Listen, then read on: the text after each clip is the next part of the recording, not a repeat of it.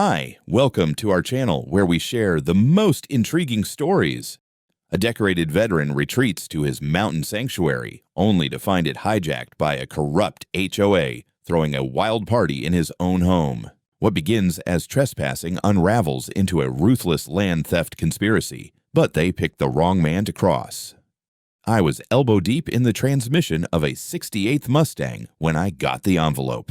It came in one of those self-important ivory-colored security envelopes with the words "Urgent HOA Notice" in bold red print across the top. My shop manager, Kyle, tossed it onto my workbench like it was a coupon flyer. "Another one of those HOA weirdos again?" he asked, chewing a protein bar like he was a dog gnawing on rawhide. I wiped my hands on a rag and picked it up, not recognizing the sender, Silver Pines Homeowners Association. That caught my attention. I hadn't set foot on the property in nearly 8 months. Business had been booming, 4 major restorations back-to-back, and a custom order from a collector in Colorado that turned into a full-blown rebuild. But I'd kept the utilities paid, hired Walter, my neighbor and a Vietnam vet, to keep an eye on the place, and made sure the land stayed clear of debris or wild growth. That little mountain cabin was my sanctuary, my reward. 20 acres of pine-covered heaven 3 miles off the grid, and most importantly, completely outside any HOA jurisdiction. I ripped the letter open. It was a bill, $6,200 for unauthorized use of community utilities and systematic violations of parking regulations. What community? What utilities? I didn't share a septic line, a water hookup, or a damn sidewalk with Silver Pines. I owned the road leading to my property. I'd triple-check that with the county records before I signed the purchase deed. I picked up my phone and called the number on the letter. "Silver Pines, HOA, this is Patricia," came a sweet, rehearsed voice, smiling venom. "Patricia, this is Connor Reese. I just got your letter about the fines. There's a mistake. I'm not a member of your HOA." A pause. Then she said, "Oh, Mr. Reese, so glad you called. I was actually hoping you would. See, technically your property is adjacent to Silver Pines, but many of our residents have voiced concerns about your parcel's appearance. And given the increased use of nearby roads, we believe it's only fair to share costs." Not interested, and not paying a damn cent. I don't use your roads. I don't use your services. My cabin is on its own well and solar. You're barking up the wrong tree. "Mr. Reese," she said, voice syrupy but tight underneath. "I think it would be in everyone's best interest, especially yours, to consider selling that parcel. Perhaps we could help facilitate—" "Not for sale," I said flatly. "Don't call again." Then I hung up. I stared at the letter for another moment, then dropped it into the shop's burn barrel and lit it up with a torch. Felt better than it should have. 3 days later, I got a second envelope. Certified mail. An official warning that my abandoned structure was under review by the county fire inspector and may be subject to emergency condemnation for public safety. This time, I didn't burn the letter. This time, I called Shane. He picked up on the second ring. "Reese, been too long. You up for a trip to the mountains? You bringing beer and rifles?" "Then hell yes." I called Rico next. He was still working private security contracts, said he could take off the weekend. Then Deke. Still training MMA hopefuls in Missoula, still built like a pissed-off bear. All of them were in. This Friday. 2 trucks, 4 veterans, and 20 acres of pine-blanketed peace to reclaim. Last person I called was Walter. It rang 6 times before going to voicemail. I frowned. Walter wasn't the type to miss a call, especially from me. I left a message. "Hey Walt, it's Connor, heading up Friday. Hope you're all right. Let me know if you need anything. No callback, no text." That didn't sit right.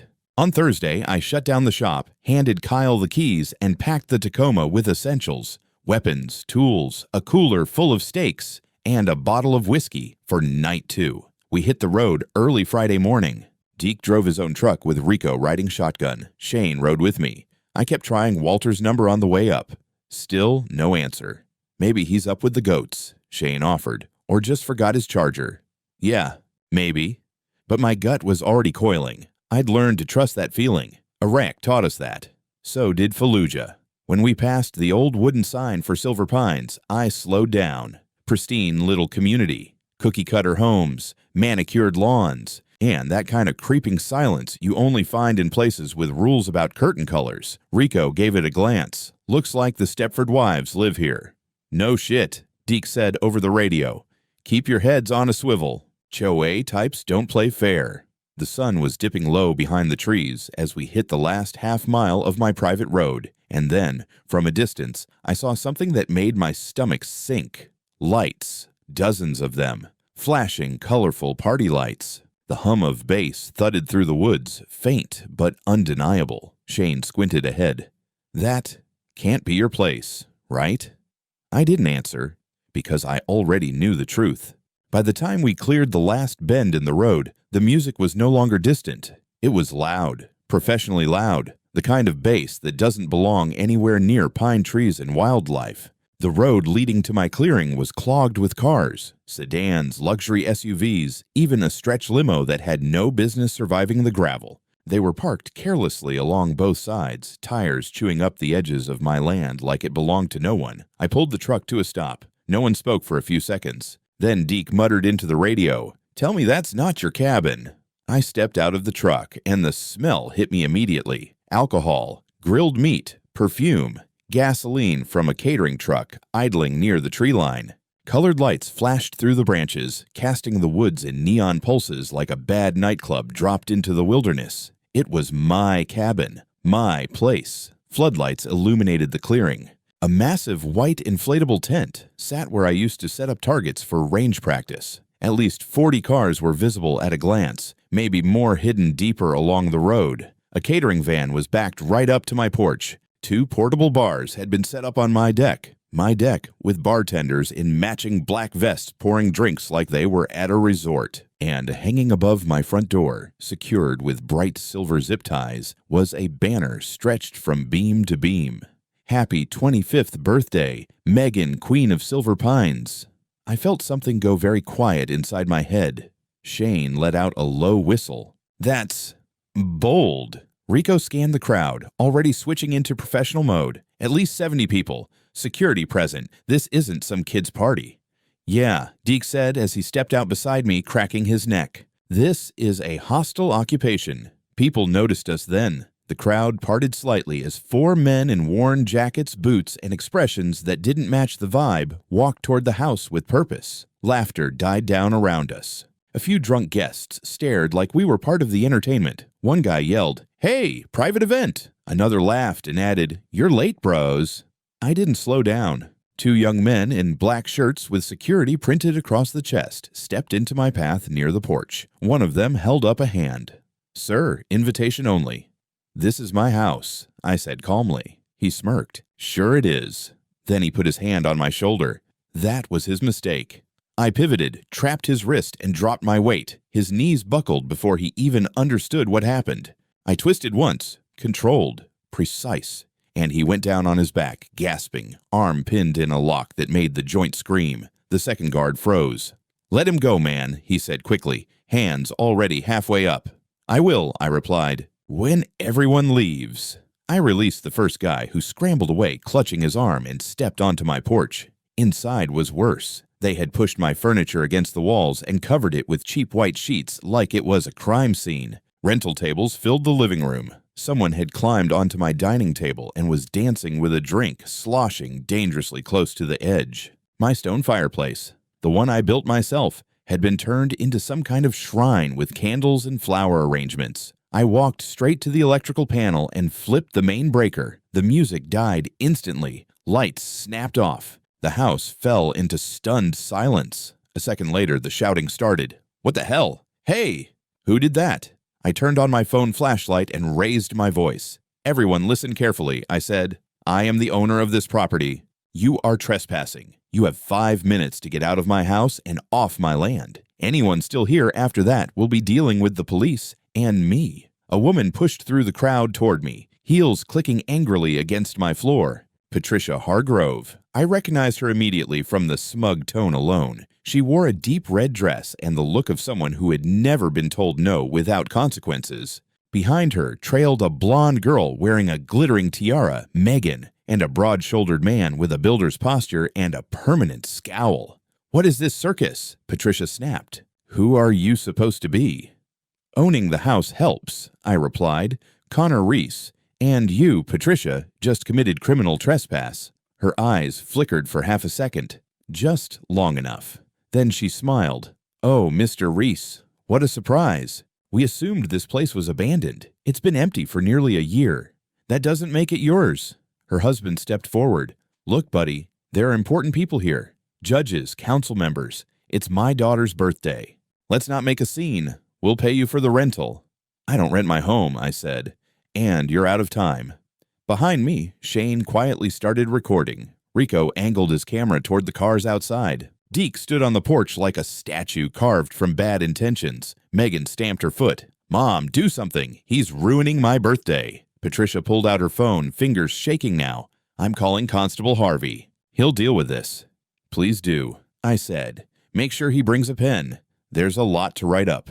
The countdown had already started. Rory Hargrove didn't like being told no. You could see it in the way his jaw clenched, the twitch in his temple, the half-step forward like he was gearing up to make something physical out of this. I saw that posture 100 times in the Corps, guys who thought size made them invincible. He had 50 pounds on me, easy.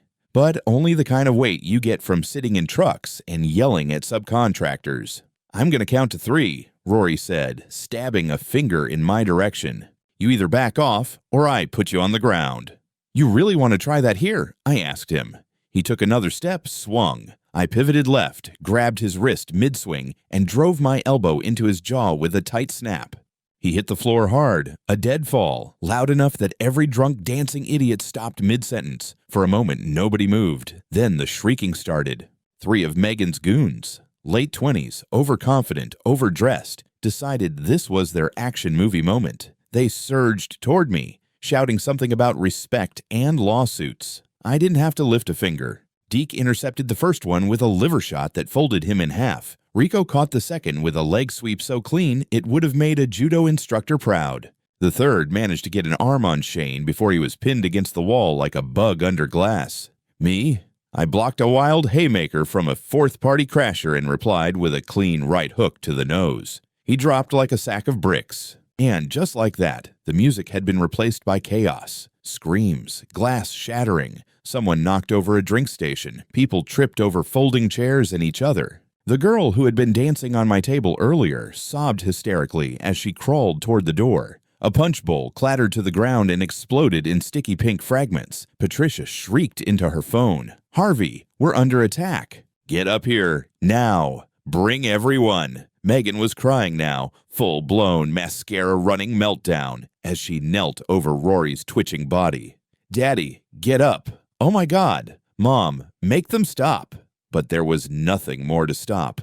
In under 30 seconds, it was over. Rory was breathing, blinking slowly, holding his jaw like it might fall off. One of the security guards was curled up against a planter box, cradling his ribs. The 3 young guys were groaning on the floor, none seriously hurt, but all thoroughly humiliated. Shane glanced at his phone. "Got it all." I turned back to the crowd, what was left of it anyway. 3 minutes, I repeated. "If you're still on my land after that, you're trespassing. Period."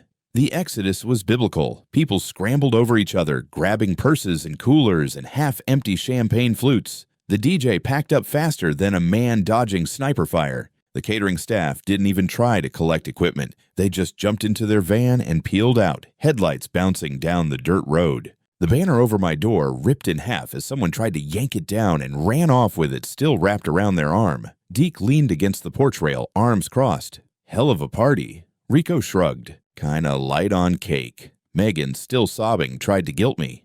"You ruined everything. This was supposed to be perfect." I looked down at her. "You and your family broke into my home, trashed my property, and used it like your own resort. You don't get to play the victim," she hiccuped. "But my birthday was over when the lights went out." Shane opened the front door. "Driveway's clearing fast. Cops'll be here soon." Patricia stood beside Rory, who was now sitting upright, groaning softly, face bruised and swelling. "You'll regret this," she said. "No," I replied. "You will." And I meant it.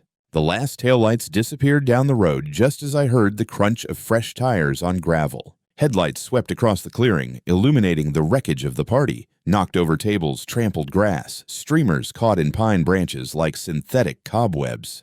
A squad car rolled up, its roof lights spinning lazily, not even bothering with a siren. Another vehicle followed, a county-issued SUV, older, beat up, with a dented front bumper that told me everything I needed to know. Constable Harvey climbed out of the SUV like he owned the mountain, mid-50s, red-faced, beer gut straining under his belt. He had the permanent squint of a man who thought everyone owed him an explanation. His deputy, kid no older than 24, got out the other side, already looking like he wanted to be anywhere else. Harvey didn't bother looking at me at first. He marched toward Patricia and Rory, who was now propped up on a lawn chair someone had dragged from the deck. Megan was pacing in small, frantic circles nearby, clutching her phone like it was a lifeline. "Jesus, what the hell happened here?" Harvey barked. Patricia was on him instantly. "Harvey, thank God. These men, they attacked us. They broke in during my daughter's birthday and assaulted my husband." She gestured at Rory dramatically.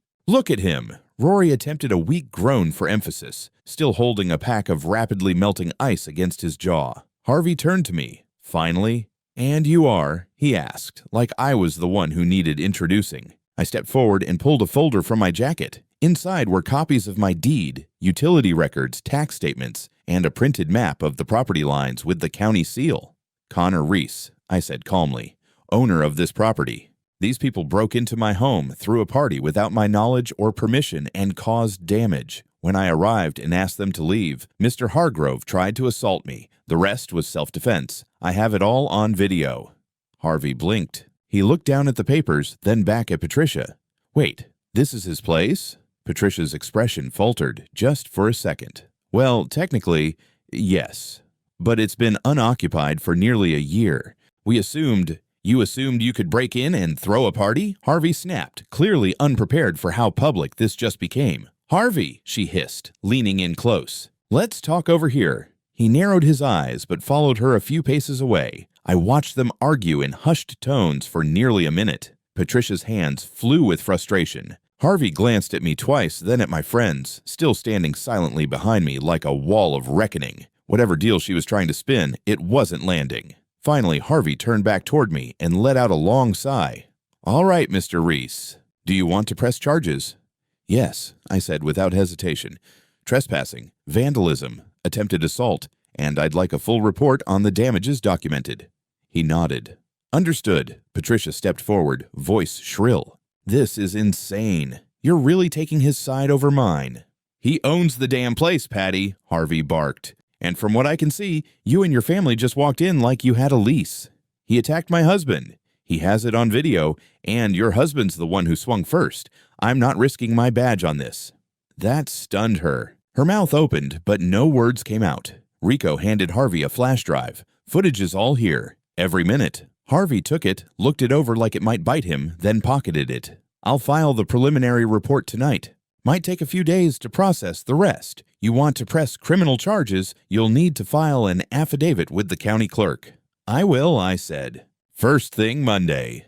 Harvey scribbled in a notepad, then motioned to his deputy to start photographing the scene. Rory groaned again, louder this time, trying to elicit sympathy. "You want an ambulance?" Harvey asked, not sounding particularly concerned. "I'll take him," Patricia said quickly. "He just needs ice and rest. We'll leave."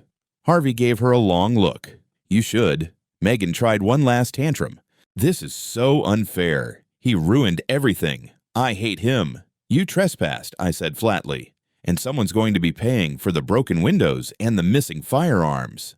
That shut her up. Patricia finally turned to go, dragging Megan along, Rory limping behind like a wounded bear. Their SUV reversed over its own tire tracks, fishtailed slightly in the dirt, and vanished into the trees. The clearing felt heavier after they left.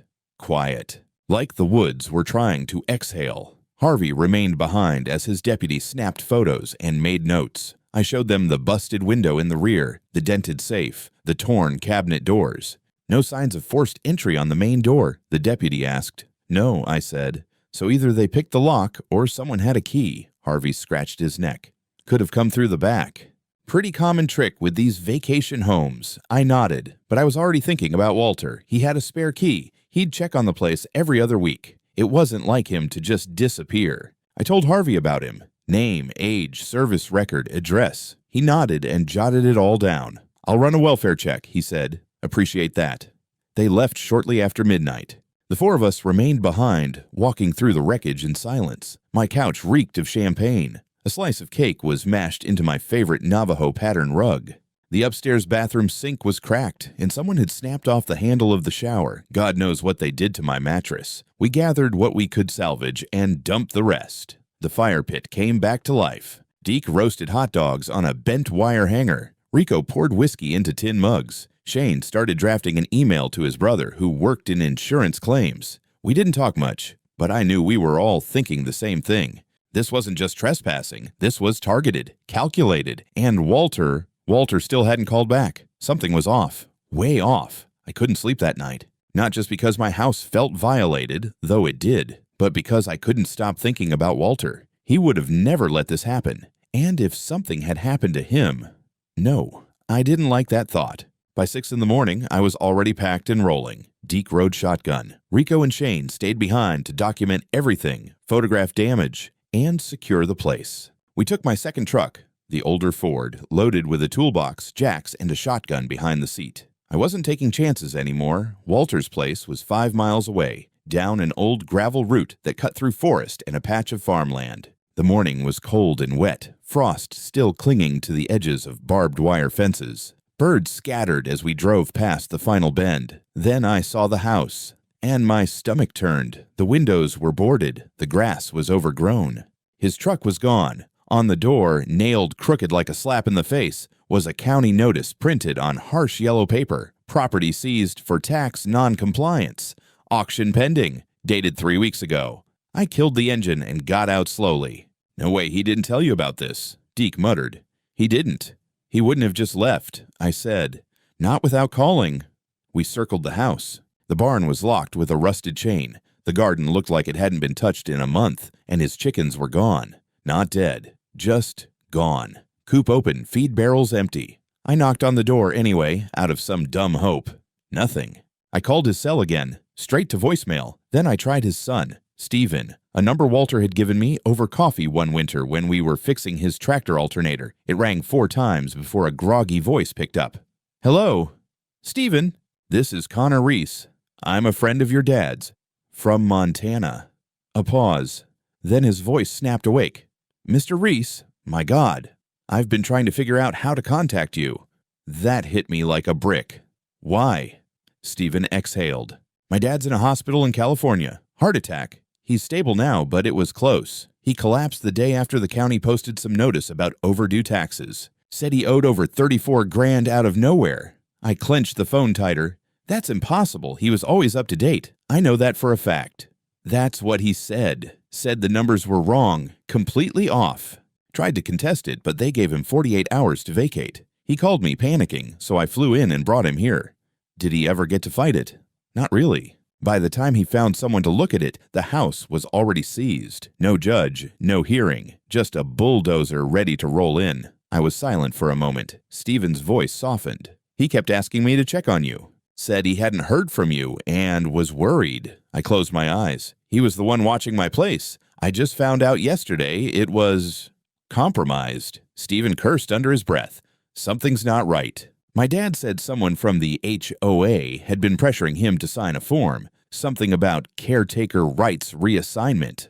That hit hard. I remembered Walter mentioning it once, offhand, months ago. He'd laughed, said it was nonsense. No one takes my keys unless I'm dead, he joked. And now here we were. I'll look into it, I told Steven, and tell him I'm not letting this slide. We hung up. Deke looked at me, already guessing most of it from my face. They came after him, I said. They wanted me vulnerable, so they made him disappear.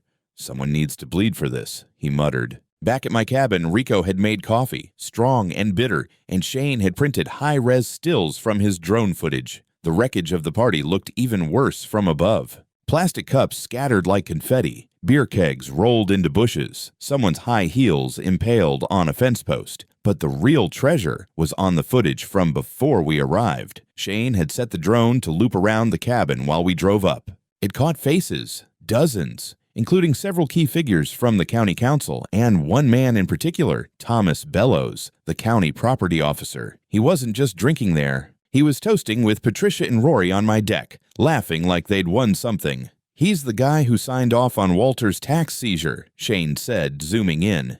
His name's on the paper. Everything was clicking into place. This wasn't a misunderstanding. It was a coordinated campaign.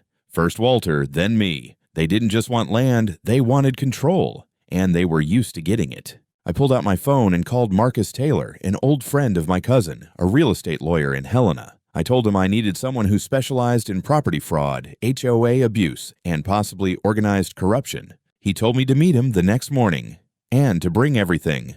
We spent the rest of the day collecting deeds, footage, screenshots, copies of HOA letters. Rico printed out every email they ever sent me. Shane gathered GPS logs from the drone. Deke, God bless him, pulled public records on all properties acquired by Rory's development company in the last 5 years. By the time night fell, the evidence filled a cardboard box and a 16-gig flash drive. That night, I sat alone in the dark, watching the woods through my living room window. My rifle sat by the door, just in case. I kept thinking about Walter, lying in a hospital bed hundreds of miles away, probably blaming himself for everything. He'd done nothing wrong. They just picked him because he was old, alone, and in the way. And they thought no one would fight back. They were about to find out how wrong they were. Marcus Taylor looked exactly like the kind of lawyer you wanted in your corner for a street fight disguised as a lawsuit. Mid-40s, lean, no tie, scuffed boots, and eyes like he didn't have time for anyone's crap.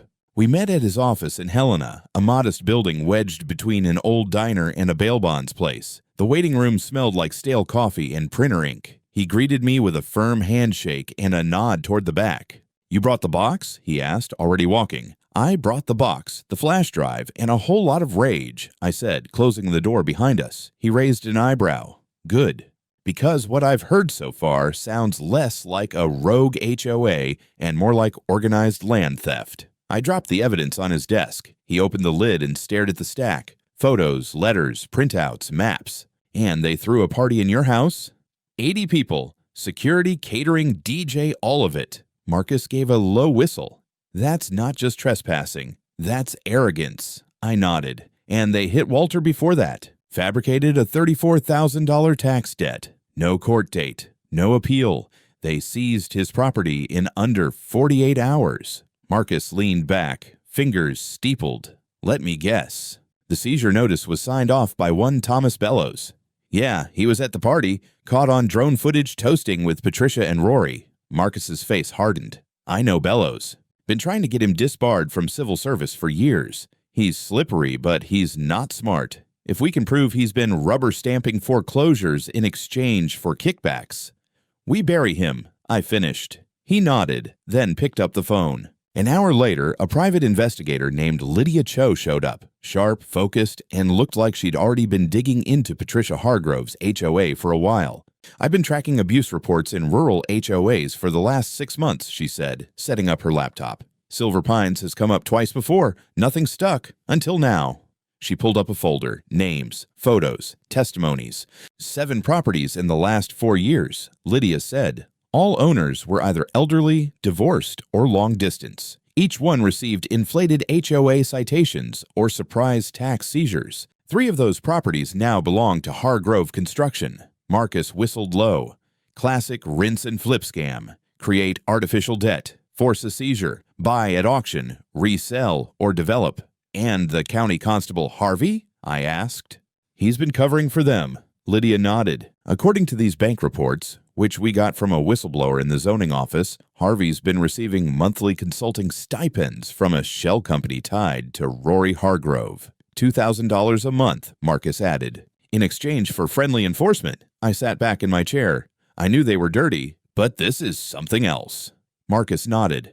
"We're not just talking about a civil suit anymore. This could qualify as racketeering." "RICO?" I asked. He grinned. "That's the dream." Over the next few days, we went to work like it was a military op. Lydia filed FOIA requests for all recent property seizures in the county. Marcus subpoenaed transfer documents and county meeting minutes. Shane helped extract clean timestamps from the drone footage, while Rico traced the paper trail of HOA fines issued to former owners. But it was Deke who dropped the biggest bomb. "I found something on Hargrove Construction," he said one evening, walking into the cabin with a beat-up laptop. 4 of the properties Rory bought were never publicly listed after the auctions. They were transferred via internal county memo signed by Bellows with community redevelopment as the reason. That means, Marcus said slowly, they bypassed auction protocol entirely. Straight theft, I said, with a paper smile. We gathered statements from 2 of the former property owners, including a woman named Margaret Sloan, who had been evicted 2 years ago after failing to pay a bogus landscaping fee. Her voice trembled as she told us how they came with deputies, changed the locks, and bulldozed her father's barn the same day. I wrote letters, she said, to the sheriff, to the council. No one ever answered. Now we had her affidavit, photos, financial records, copies of the fake citations. Walter, too, gave his statement from his hospital bed via Zoom. I hadn't seen him since before the heart attack. His face was thinner, his voice raspier, but his eyes still full of fire. They thought I'd just roll over, he said. They picked the wrong old bastard. That got a laugh from the room. After the call, Lydia sat with me on the deck of the cabin, going over everything. We're close, she said, but it's still circumstantial. We need one more thing. What? A voice. Someone on the inside. Someone who knows the scheme and can name names. I thought about it. Then I remembered the young HOA secretary, Jenny Parker. I'd met her once at a town meeting. Quiet, nervous. But I'd heard she quit 2 months ago, right after Walter's property got seized. I found her on Facebook. Still lived in the area. Sent a message. She replied in under 10 minutes. I knew this day would come. Can we meet somewhere safe? That was the moment I knew we had them. The walls weren't just cracking. They were ready to collapse. Jenny Parker didn't want to meet at her house. That much was clear. We agreed on a diner 30 miles out near the county line, a dusty little place that served burnt coffee and trucker-sized omelets. She was already there when I walked in, sitting in a corner booth with her back to the wall, sunglasses, hoodie, nervous as hell. Jenny? I asked. She nodded but didn't speak until I sat down. You recording? She whispered. I pulled out my phone and hit record right there on the table. With your permission. She nodded again. And then she told me everything. I worked under Patricia for 2 years, HOA secretary. I handled letters, fines, correspondence. At first, I thought it was normal, little things, citations for weeds or fences. But then she started pushing me to backdate notices, send out fake second warnings to people who never got a first. Did you refuse? I asked. Not at first. I needed the job. But then she handed me the papers on Walter. Said he owed over 30 grand. I looked at the file. There was nothing. He had no lien, no overdue fees, nothing in the system. It was made up, completely. She swallowed hard, eyes darting to the window. I confronted her. She told me to keep my mouth shut, or I'd be next. Said no one would believe me anyway, that the sheriff was on the payroll and the judge owed Rory favors. And then, I asked. I quit.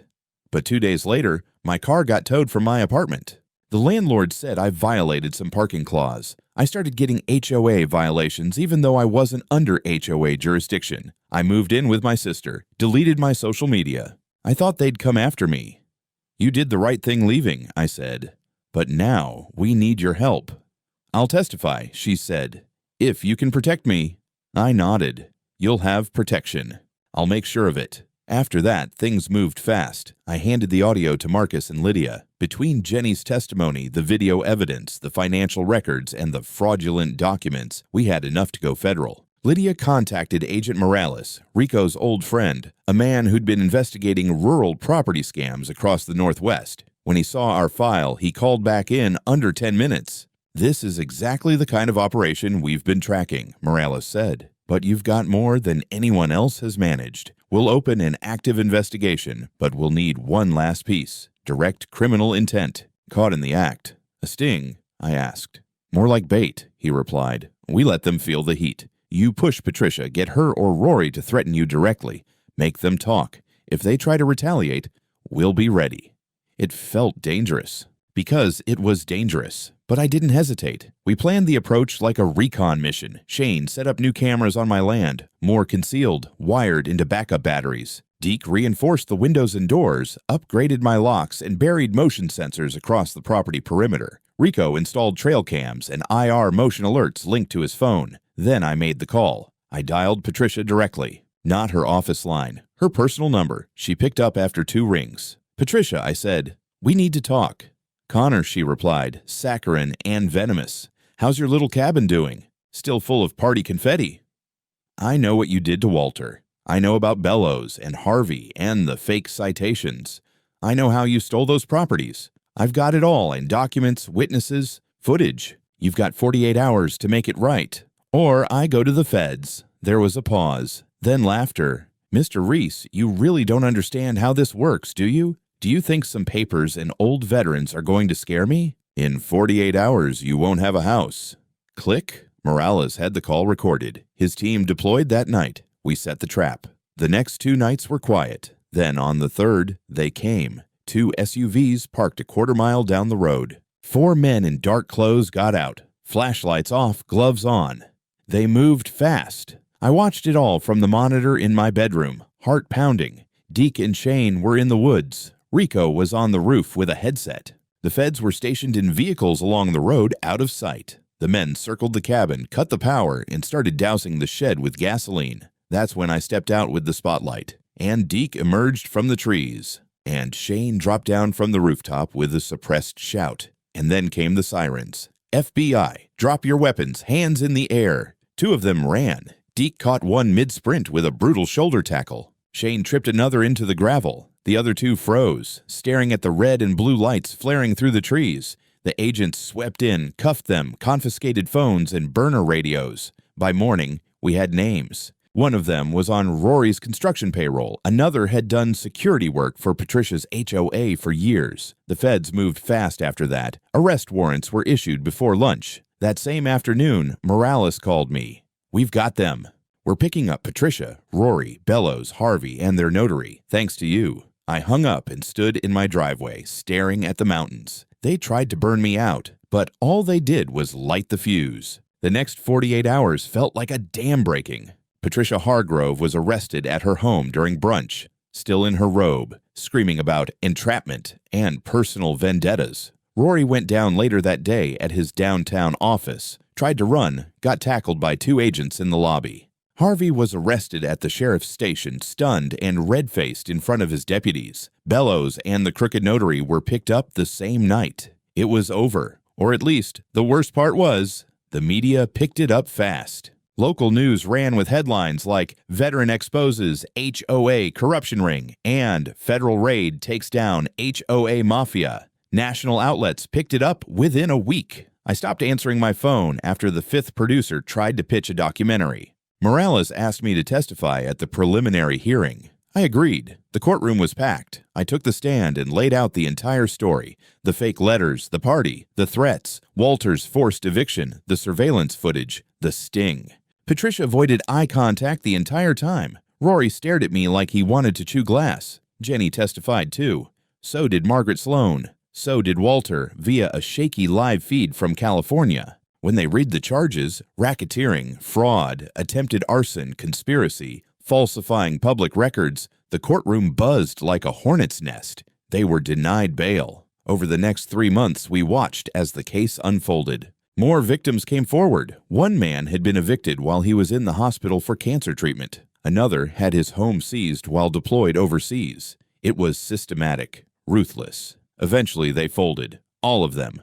Patricia took a 12-year federal plea deal. Rory got 15. Harvey, 8. Bellows and the notary got 5 and 3 years, respectively. Megan, surprisingly, was only hit with community service. Apparently, she knew about the scheme but wasn't directly involved. As for Walter, his property was restored. All fabricated charges voided, compensation paid in full. He moved back in late spring, slower than before, but alive and stubborn as ever. The state dissolved the Silver Pines HOA. Rory's construction firm was stripped of assets. Several families reclaimed their land. We held a barbecue at my place to celebrate. Walter sat next to me, his old hat tilted back, a beer in hand. Deke grilled ribs. Rico brought his new girlfriend. Shane just kept pointing at the new security system he'd installed like it was his baby.